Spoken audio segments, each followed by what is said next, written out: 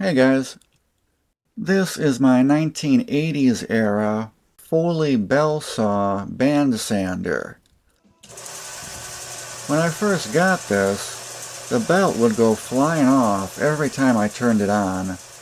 The bushing in the idler pulley was worn out.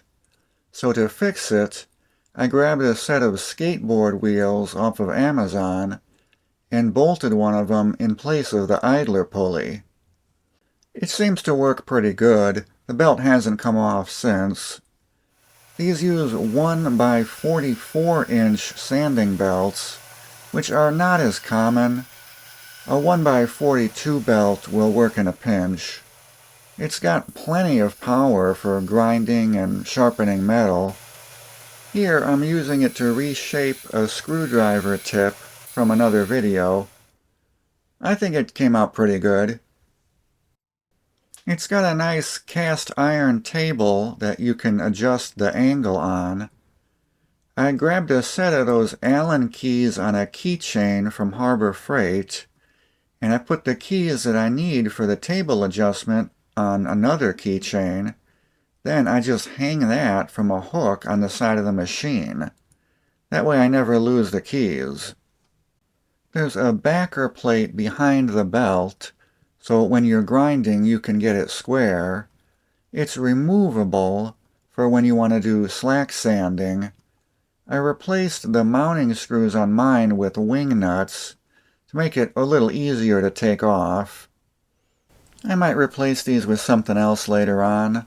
The wing nuts are a little too close together. I also added some wing nuts to the belt guard, and I replaced the belt tracking screws with thumb screws to make the belt tracking adjustment a little easier. Mine is missing this extra arm thingy, so you could do inside grinding. I may have to fabricate one of those at some point, maybe for a future video. Foley was originally a separate company until they merged with Belsaw in the 1980s.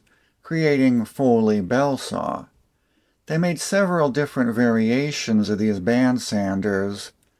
There's also versions out there from Delta and Rockwell, which look pretty similar. So if you're looking to get a Bandsander, I'd keep an eye out for one of these vintage ones. I'd much rather have this than that $50 one from Harbor Freight.